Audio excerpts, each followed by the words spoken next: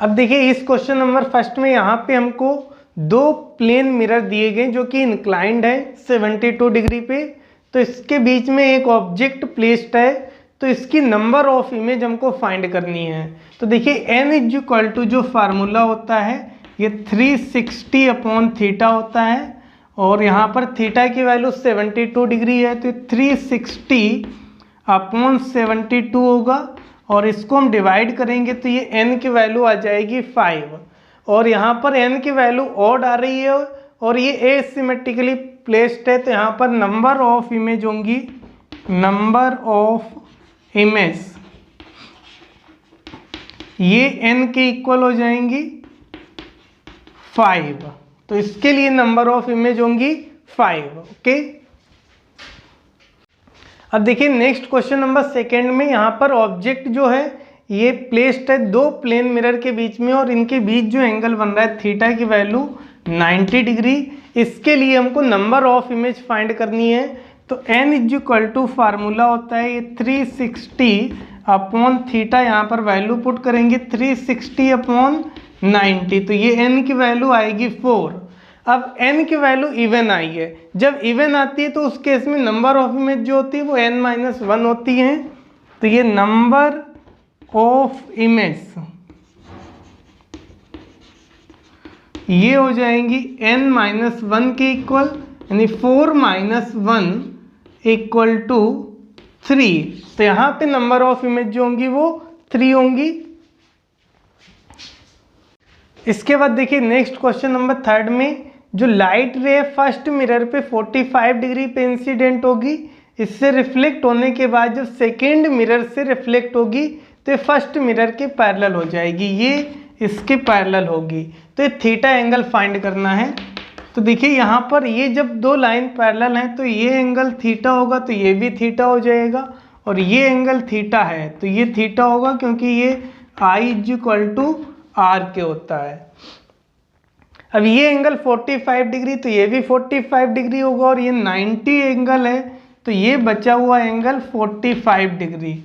तो ये ट्रायंगल बन रहा है, ट्रायंगल के तीनों एंगल का सम होता है 180, तो ये 2 theta plus 45 is equal to हो जाएगा 180 डिग्री।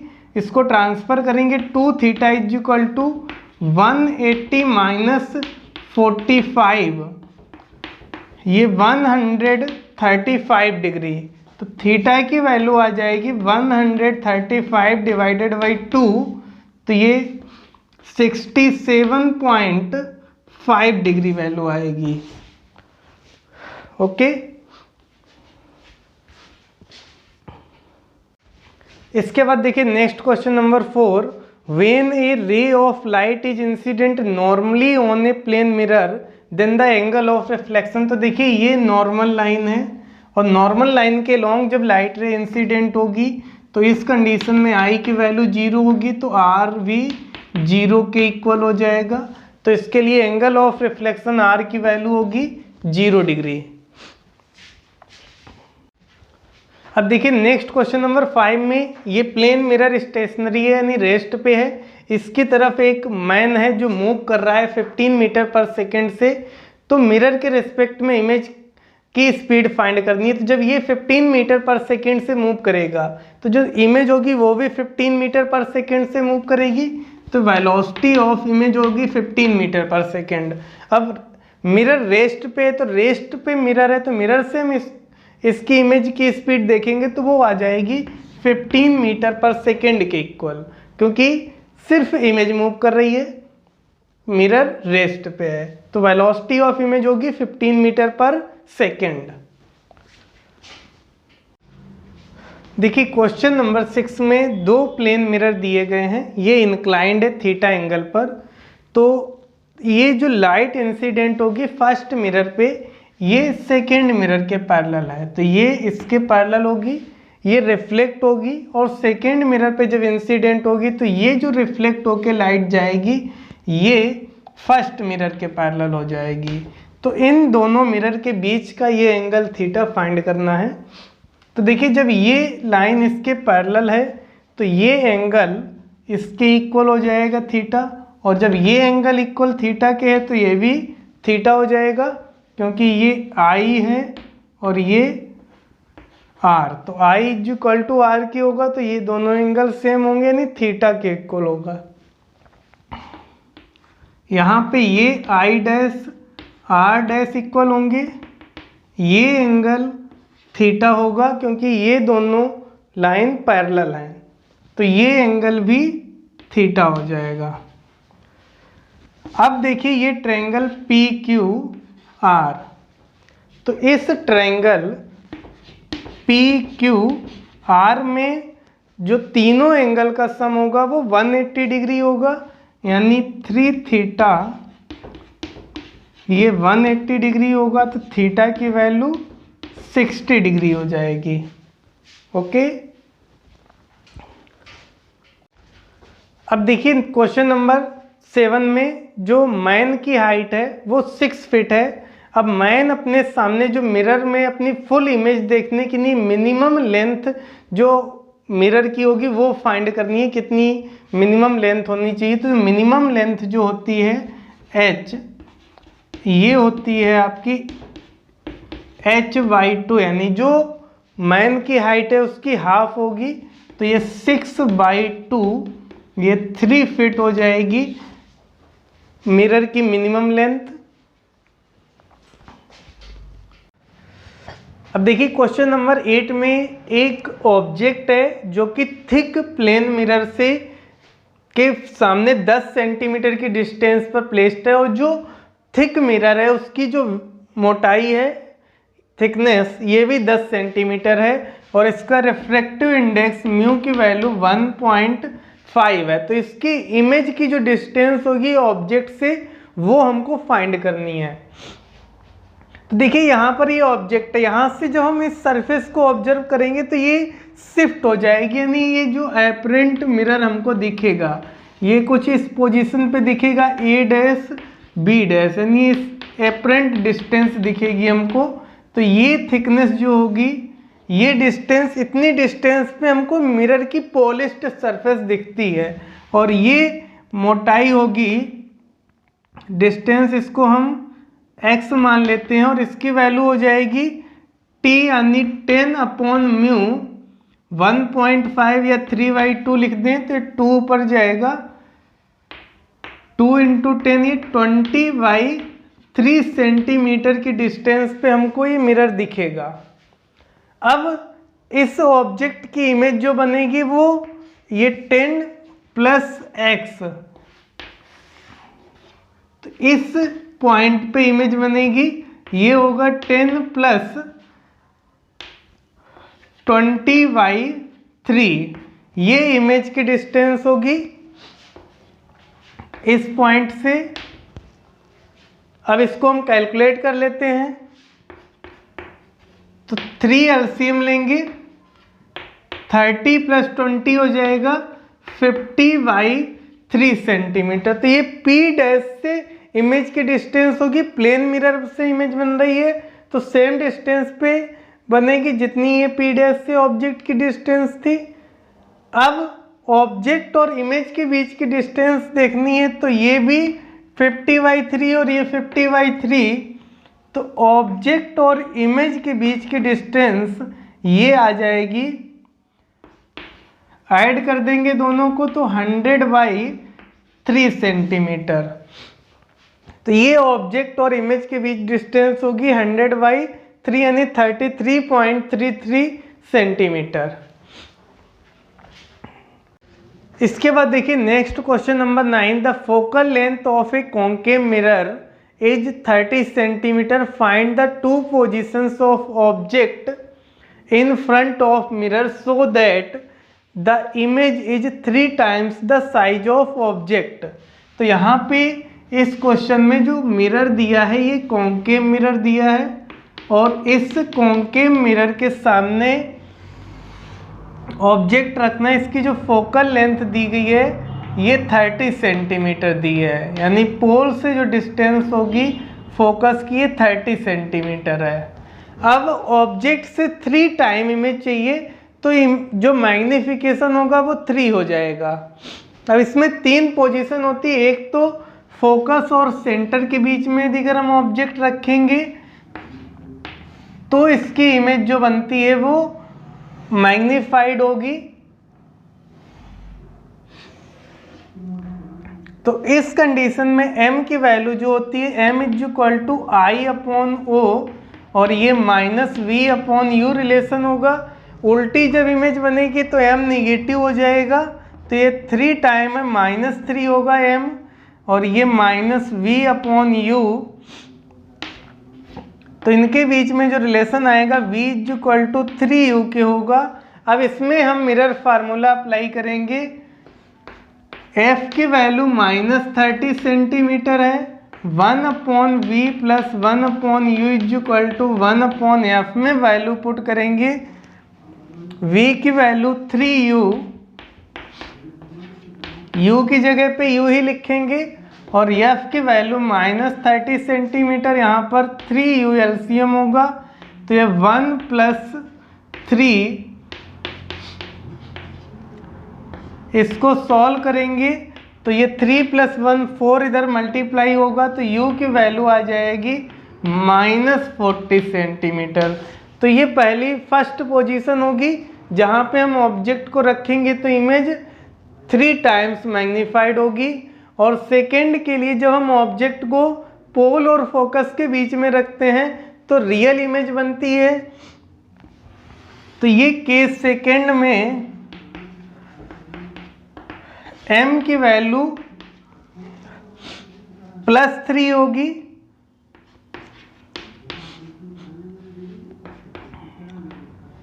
तो यहां से v की वैल्यू आ जाएगी -3u के। तो यहाँ पर 1 upon v plus 1 upon u is equal to 1 upon f में जो हम वैल्यू पुट करेंगे तो ये v की जगह लिखेंगे 1 अपॉन ये माइनस का 3u प्लस 1 अपॉन u, और ये होगा 1 अपॉन एफ की वैल्यू -30। यहाँ पर 3u एलसीएम लेंगे तो ये -1 प्लस 3 इज इक्वल टू हो जाएगा -30। इसको सॉल्व करेंगे तो 3 से इसमें डिवाइड करेंगे, ये 10 हो जाएगा माइनस का, और ये बचेगा -3 -1 ये 2 को इधर मल्टीप्लाई करेंगे तो u की वैल्यू -20 सेंटीमीटर आएगी, और -20 का मतलब पोल और फोकस के बीच में। तो 2 पोजीशन होगी, एक तो पोल से फोकस की u की वैल्यू मैग्नीट्यूड में लिखें तो 20 सेंटीमीटर और 40 सेंटीमीटर होंगी, क्योंकि जो इंसिडेंट लाइट रे की डायरेक्शन होती है इसको हम पॉजिटिव लेते हैं। ओके, अब इसके बाद देखिए question number 10। An object is 0.5 centimetre high and is placed 30 centimetre from the convex mirror whose focal length is 20 centimetre. Find the position, size and nature of image. तो देखिए यहाँ पर जो मिरर दिया है ये कॉन्वेक्स मिरर दिया है, और कॉन्वेक्स मिरर की जो फोकल लेंथ दी है, फोकल लेंथ है 20 सेंटीमीटर, यानी ये फोकस होगा और ये सेंटर, ये कॉन्वेक्स मिरर है। ये पोल से फोकस की डिस्टेंस दी है 20 सेंटीमीटर, ये प्रिंसिपल एक्सेस होगी। अब ऑब्जेक्ट जो रखा हुआ है ये 30 सेंटीमीटर पे रखा है, ये 30 सेंटीमीटर डिस्टेंस दी है, और ऑब्जेक्ट का साइज 0.5 सेंटीमीटर का है।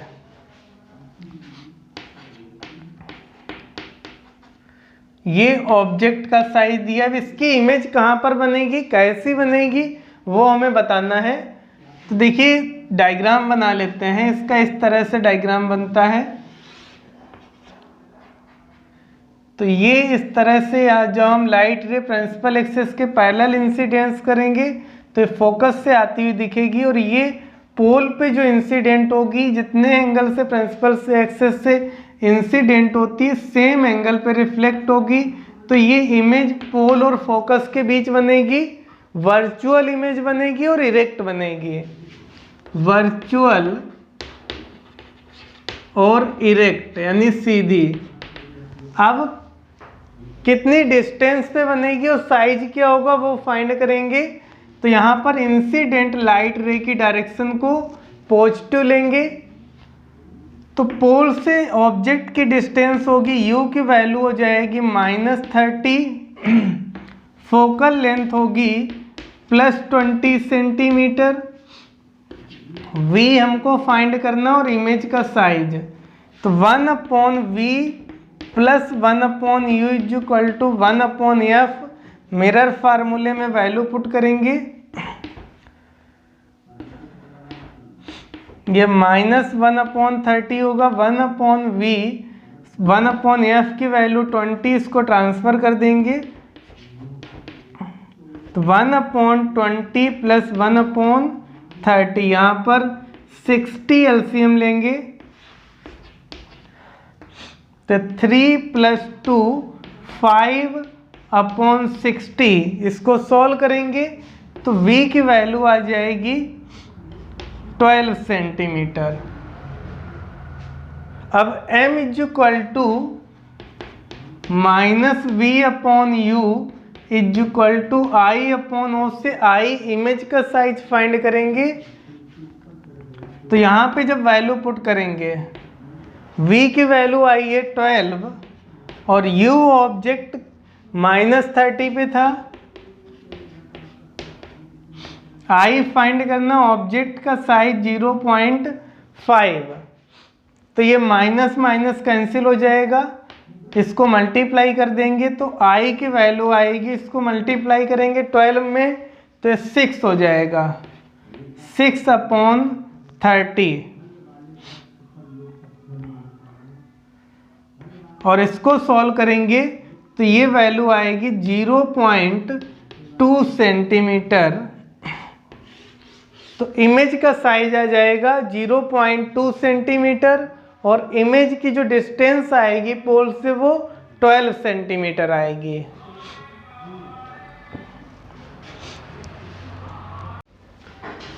इसके बाद देखिए हम नेक्स्ट क्वेश्चन नंबर 11 को सॉल्व करेंगे। इसमें जो क्वेश्चन नंबर 11 में है, an point object is moving on the principal axis of concave mirror of focal length 24 centimetre. तो देखिए ये कॉनकेव मिरर दिया है, इसकी फोकल लेंथ 24 सेंटीमीटर दी है। When it is at distance 60 centimetre, यानी जो ऑब्जेक्ट है जब 60 सेंटीमीटर की डिस्टेंस पे होगा तो जो वेलोसिटी ऑफ ऑब्जेक्ट है 9 मीटर पर सेकेंड है, 9 सेंटीमीटर पर सेकेंड दी गई है। तो उस कंडीशन में जो वेलोसिटी ऑफ इमेज होगी वो हमको फाइंड करनी है। तो देखिए वेलोसिटी ऑफ इमेज का जो फार्मूला होता है, velocity of image is equal to -v² into velocity of object. तो यहाँ पर ऑब्जेक्ट की डिस्टेंस u दी है, v हमको फाइंड करना होगा। ये इंसिडेंट लाइट रे की डायरेक्शन को पॉजिटिव लेते हैं तो u की वैल्यू हो जाएगी -60 सेंटीमीटर और फोकल लेंथ f की वैल्यू -24 सेंटीमीटर। v हमको फाइंड करना है, v फाइंड करके यहाँ पे पुट कर देंगे तो वेलोसिटी ऑफ इमेज आ जाएगी। तो 1/v + 1/u = 1/f focal length. तो यहाँ पर इस फार्मूले में वैल्यू पुट करेंगे, u की वैल्यू -60 है, f की वैल्यू -24, इसको ट्रांसफर कर देंगे। 1/v = 1/60, ये माइनस नेगेटिव राइट साइड जाएगा, पॉजिटिव हो जाएगा।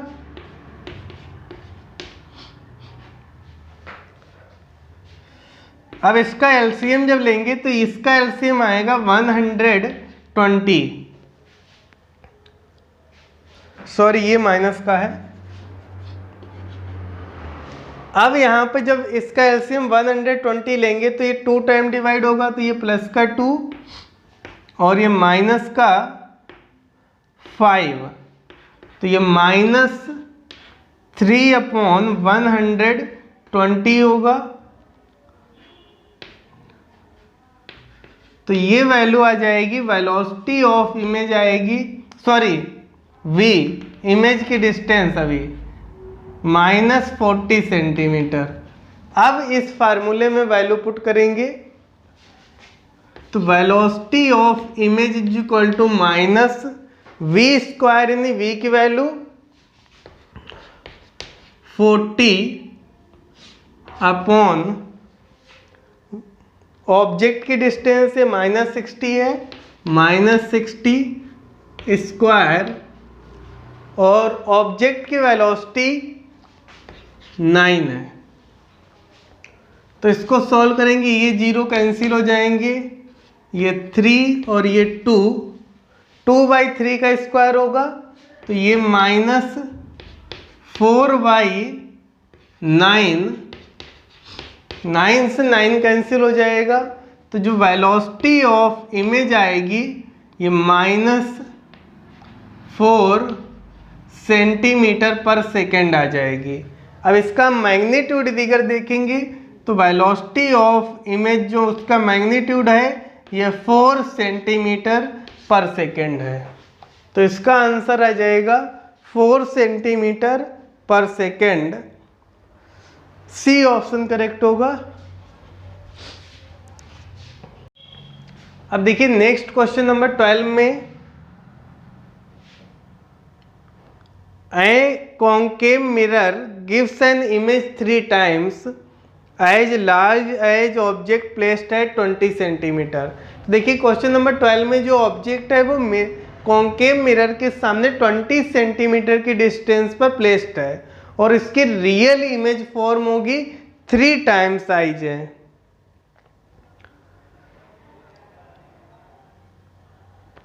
तो रियल इमेज के लिए हम ऑब्जेक्ट को फोकस और सेंटर के बीच में रखेंगे और इमेज का जो साइज है ये 3 टाइम है, यानी यहां से जो मैग्निफिकेशन होगा m निगेटिव होगा और वो भी 3 टाइम होगा, यानी -3 होगा। और यहां से हम ये रिलेशन -v/u अगर यूज करें तो v की वैल्यू जो आएगी वो 3u के इक्वल होगी। इस क्वेश्चन में हमको फोकल लेंथ फाइंड करनी है। फोकल लेंथ कितनी होगी, तो यहां पर अब हम देखिए वैल्यू पुट करेंगे। u की वैल्यू दी है,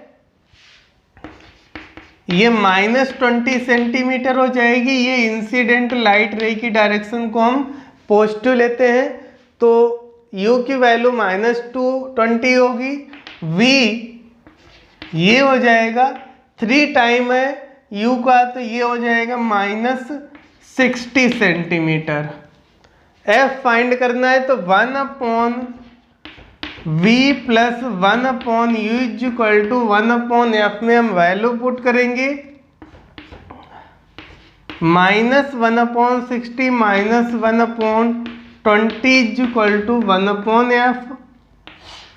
यहाँ पर 60 एलसीएम लेंगे, -1 और ये होगा -3, ये -4 हो जाएगा, तो -4/60 इज इक्वल टू 1/f।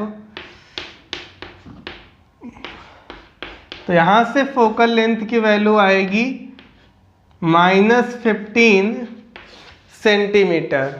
तो ये फोकल लेंथ आ जाएगी, निगेटिव में आएगी, तो -15 सेंटीमीटर इसका आंसर हो जाएगा।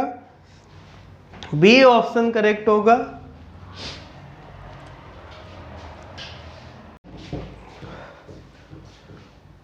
इसके बाद देखिए क्वेश्चन नंबर 13 में, a convex mirror of radius of curvature 25 centimetre if N object is placed 14 centimetre away from the mirror its image formed at. तो इसकी इमेज कहाँ पर फॉर्म होगी, यहाँ पर जो ऑब्जेक्ट है वो 14 सेंटीमीटर पे रखा हुआ है कॉन्वेक्स मिरर से और इसकी रेडियस ऑफ कर्वेचर दी है 25 सेंटीमीटर। तो जो फोकल लेंथ होगी रेडियस ऑफ कर्वेचर की हाफ होगी तो ये 25/2 सेंटीमीटर आ जाएगी।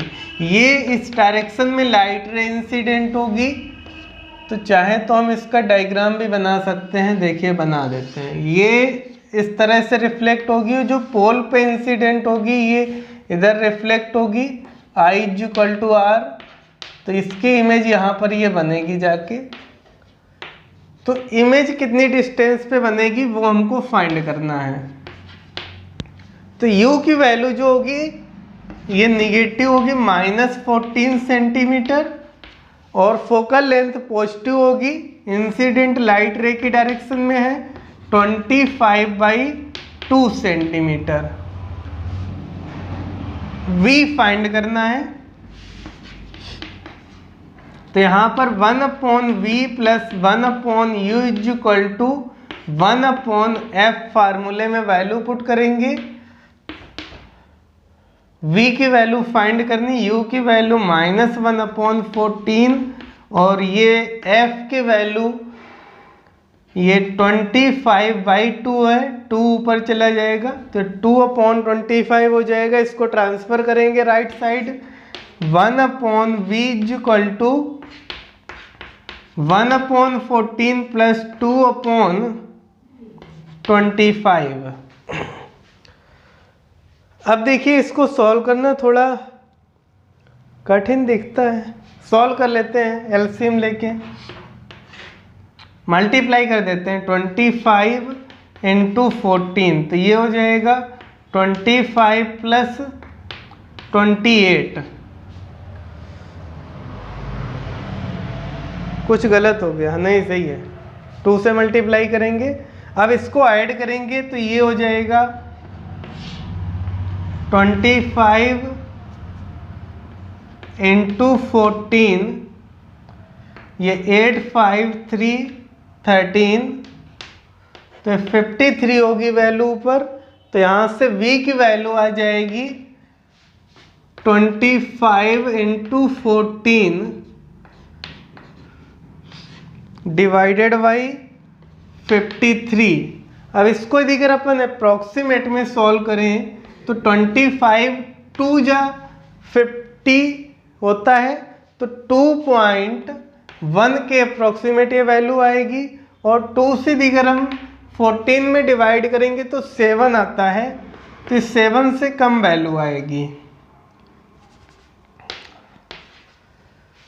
6 पॉइंट समथिंग आएगी, यानी 6 पॉइंट में जो आंसर है वो आपका 6.2 आंसर है।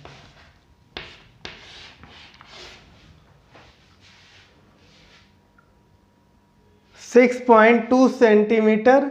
अब ये बैक साइड मिरर के बन रही है, तो इसका ऑप्शन करेक्ट हो जाएगा बी। ओके,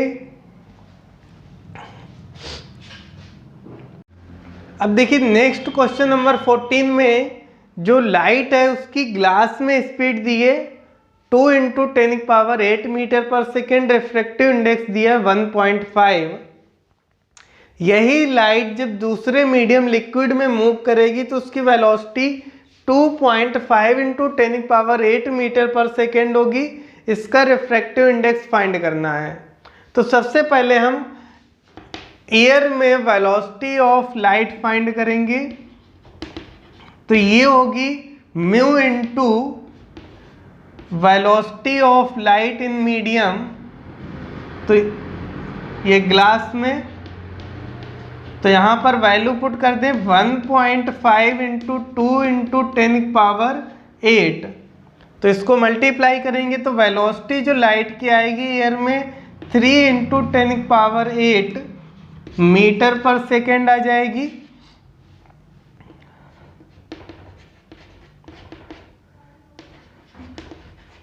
तो ये एयर में लाइट की वेलोसिटी आई है। म्यू फाइंड करना है, तो μ लाइट की वेलोसिटी एयर में C/V हो जाएगी, यानी ये 3 × 10⁸ डिवाइडेड बाई 2.5 × 10⁸। डिवाइड करेंगे 2.5 से 3 में, तो ये वैल्यू 2 आ जाएगी रिफ्रैक्टिव इंडेक्स म्यू की वैल्यू। ओके, अब देखिए नेक्स्ट क्वेश्चन नंबर 15 में ये लाइट रे इंसिडेंट हो रही एयर से इस मीडियम म्यू रिफ्रैक्टिव इंडेक्स के, तो जो रिफ्रैक्शन एंगल आर होगा वो आई बाई 2 के होगा। तो आई इंसिडेंट एंगल, ये आई फाइंड करना है। तो यहां से अगर हम रिलेशन देखें तो I is equal to 2r के होगा, और इसमें हम स्नेल्स लॉ अप्लाई करके आई की वैल्यू फाइंड कर लेंगे बाई स्नेल्स लॉ। तो जब स्नेल्स लॉ इसमें अप्लाई करेंगे तो देखिए sine i upon sine r is equal to mu के होगा। आई की वैल्यू 2r पुट करेंगे, ये म्यू के इक्वल होगा, और यहाँ पर साइन 2 थीटा का फार्मूला अप्लाई कर देंगे। 2 sine r cos r upon sine r is equal to mu. तो साइन आर कैंसिल हो जाएगा, कॉस आर की वैल्यू होगी म्यू बाई 2। तो यहां से आर की value cos inverse mu by 2 होगी, और आर को लिखें तो आर जो है आई बाई 2 है। तो यहां से आई की वैल्यू 2 को इधर मल्टीप्लाई कर देंगे, 2 कॉस इनवर्स म्यू बाई 2 के इक्वल होगी आई की वैल्यू। ओके,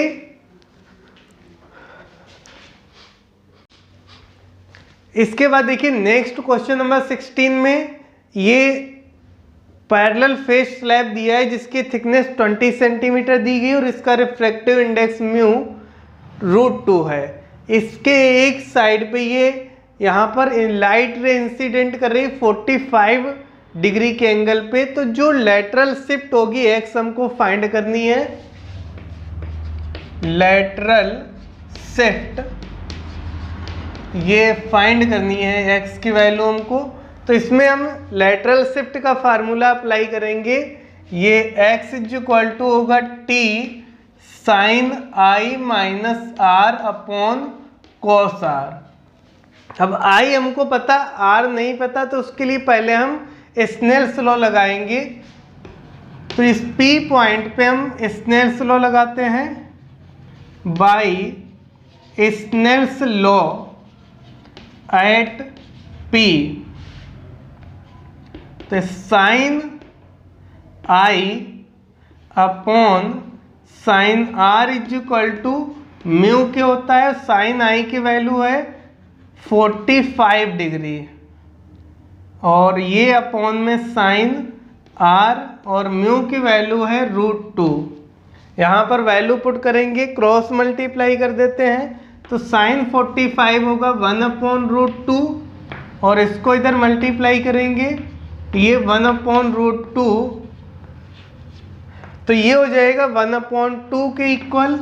तो साइन आर की वैल्यू आएगी 1/2, और ये होती है साइन 30 की वैल्यू। तो आर की वैल्यू आ जाएगी 30। अब लेटरल शिफ्ट के फार्मूले में हम वैल्यू पुट कर देंगे, टी थिकनेस दी है 20, तो x is equal to 20 sine 45 minus 30 upon cos 30। तो ये हो जाएगा 20 साइन a माइनस बी का फार्मूला जब अप्लाई करेंगे तो ये होगा साइन 45 कॉस 30 माइनस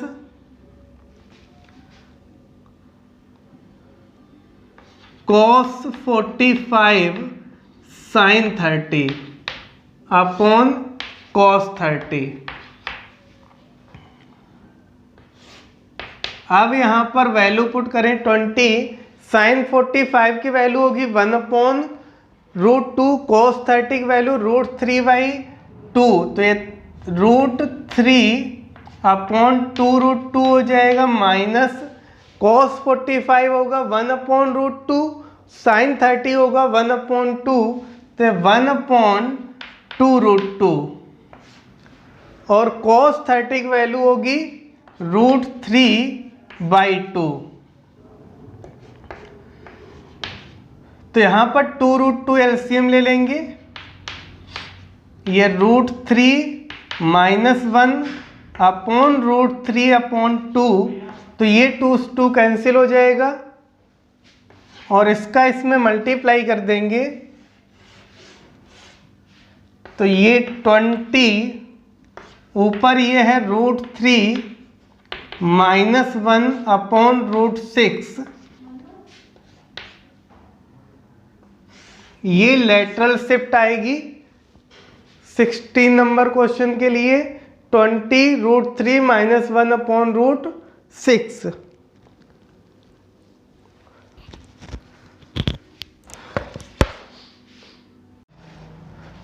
इसके बाद देखिए नेक्स्ट क्वेश्चन नंबर 17 में ये ऑयल है जो कि कलर्ड वाटर के ऊपर फ्लोट कर रहा है। इस लेयर की जो थिकनेस है ऑयल की 3 सेंटीमीटर की है और वाटर की जो ये थिकनेस है ये 5 सेंटीमीटर और ये इसकी सरफेस है बॉटम। तो ये जब हम यहाँ से ऑब्जर्वर इसको ऑब्जर्व करेगा तो जो इसका बॉटम है ये ऊपर शिफ्ट हो जाएगा, नहीं जो इसकी डेप्थ है एक्चुअल डेप्थ वो नहीं दिखेगी, जो एपरेंट डेप्थ दिखेगी ये 36/7 सेंटीमीटर, यानी एच एपरेंट ये 36/7 सेंटीमीटर होगी और रिफ्रैक्टिव इंडेक्स म्यू ऑयल का फाइंड करना है। वाटर का रिफ्रैक्टिव इंडेक्स कलर्ड वाटर का 5/3 दिया है। तो यहाँ पर एपरेंट डेप्थ का फार्मूला अप्लाई करेंगे, एपरेंट डेप्थ, तो ये H/μ होगा, यानी फर्स्ट हम इसके लिए ऑयल के लिए अप्लाई करेंगे 3/μ और प्लस 5 इसका म्यू लेंगे तो 5/3 और एपरेंट डेप्थ जो है वो 36/7 है। ये 3 ये म्यू ऑयल हमको फाइंड करना है और इसको सॉल्व करें तो 5 कैंसिल हो जाएगा, 3 ऊपर जाएगा, 3 को इधर ट्रांसफर कर दें तो 36/7 - 3 = 3/μ ऑयल, 7 एलसीएम लेंगे तो 36 - 21 हो जाएगा।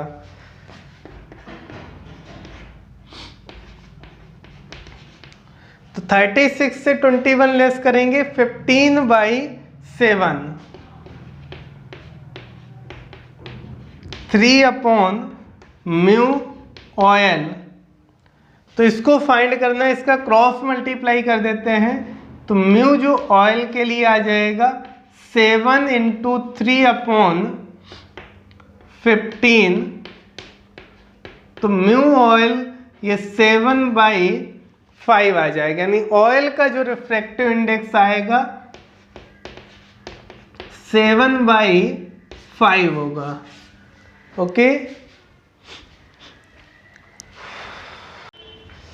इसके बाद देखिए नेक्स्ट क्वेश्चन नंबर 18 में यहाँ पर एक ऑब्जेक्ट दिया गया है जो वाटर में ये 90 सेंटीमीटर की डेप्थ पे प्लेस्ड है और इसका रिफ्रैक्टिव इंडेक्स 1.5 है। तो इसकी एपरेंट शिफ्ट फाइंड करनी है, नहीं यहाँ से जब ऑब्जर्वर देखेगा इसको तो एक जो इसकी इमेज यानी इसको दिखेगी ये जितना शिफ्ट हो जाएगा, इसको एपरेंट शिफ्ट फाइंड करनी है।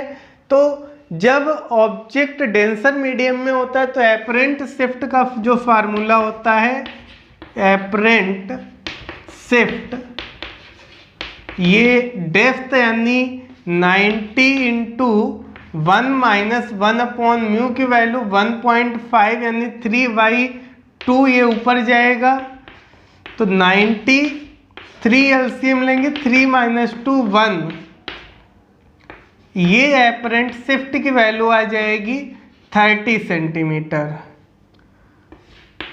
तो एपरेंट शिफ्ट जो होगा इसके लिए वो 30 सेंटीमीटर होगा। अब देखिए यहाँ पर इस क्वेश्चन में, क्वेश्चन नंबर 18 में, a ray of light is incident at an angle of 60 degree on one face and face of a prism has an angle 30 degree. यानी ये लाइट रे 60 डिग्री एंगल पर एक फेस पर इंसिडेंट होगी और जो प्रिज्म एंगल दिया है वो कितना दिया है, 30 डिग्री। द रे emerging out of the prism makes an angle 30 degree with the incident ray. तो जो लाइट ये इमर्जिंग रे है,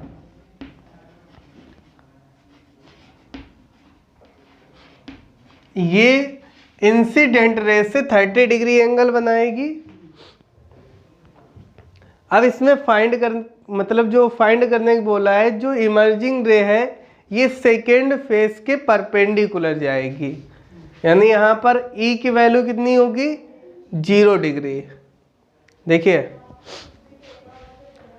सो that the emergent ray is perpendicular to the face through which it emerge, और इसका रिफ्रैक्टिव इंडेक्स भी calculate करना। तो अपन कैलकुलेट करते हैं, थोड़ी सी मेहनत करनी है, जो दिया है पहले लिख लेते हैं।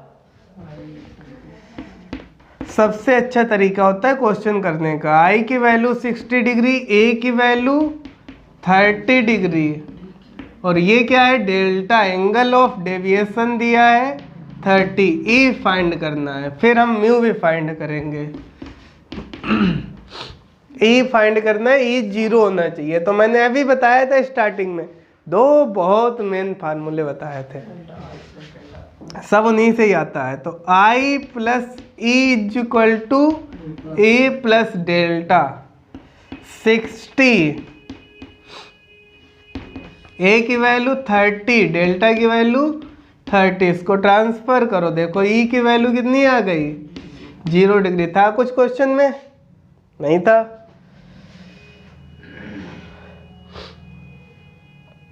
अब E की वैल्यू जब 0 आ गई तो देखिए ये 0 है, E 0 है, तो R2 कितना होगा, R2 भी 0 होगा।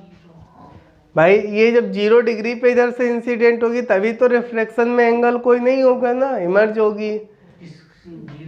अरे भाई ये प्रिज्म है, तो ये 0 का मतलब इस तरह से जा रही है, तो इस सरफेस पे इस तरह से तभी जाएगी जब इधर ये R2 नॉर्मल से 0 डिग्री एंगल बनाएगा।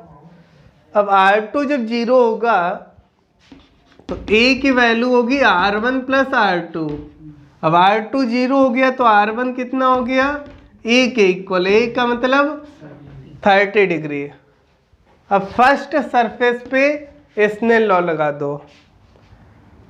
Eight first surface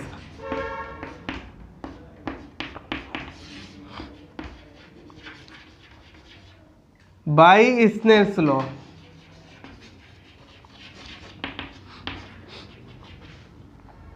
sign I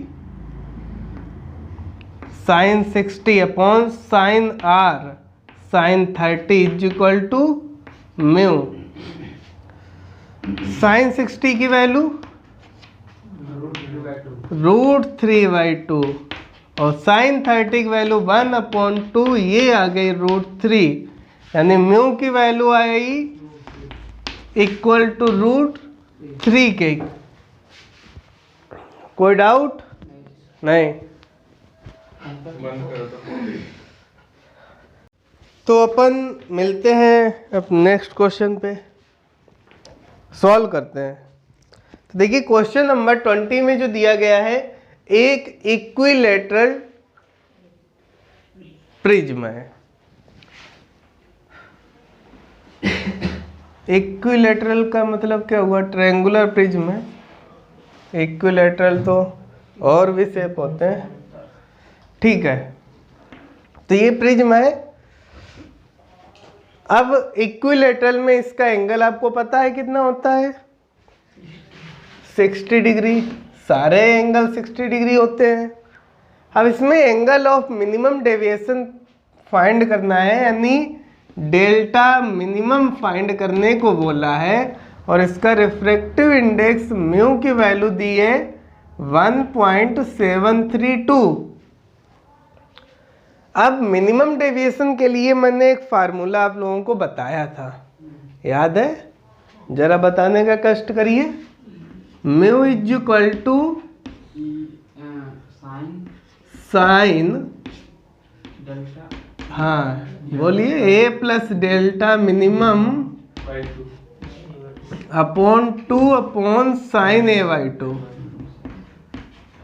अब देखिए, देखने में तो स्टार्टिंग में लगता है क्वेश्चन में कुछ दिया ही नहीं है, ना आई दिया, ना ई दिया, ना ए दिया, लेकिन सब कुछ दिया है। म्यू दिया, ए दिया, इक्विलेटरल ट्रायंगल बोल के, तो सॉल्व कर लेंगे। केवल डेल्टा ही तो फाइंड करना है। म्यू की वैल्यू कितनी है? 1.732। एक तो ये पेटी वैल्यू दी है, लेकिन ये √3 की वैल्यू है।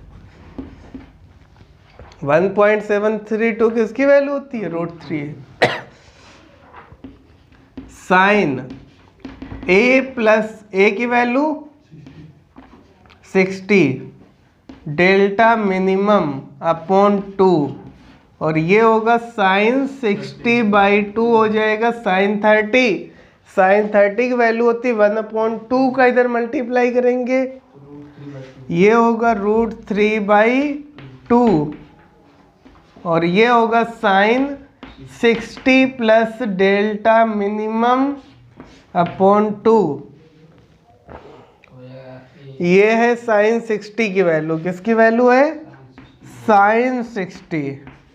इन दोनों को कंपेयर करिए तो कुछ गड़बड़ हो गया है भाई।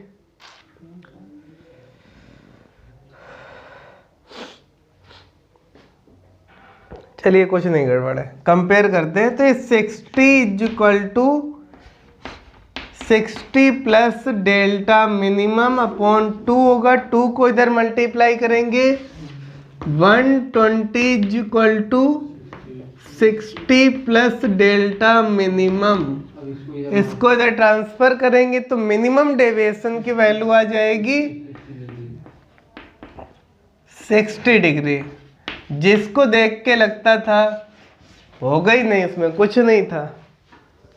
ठीक।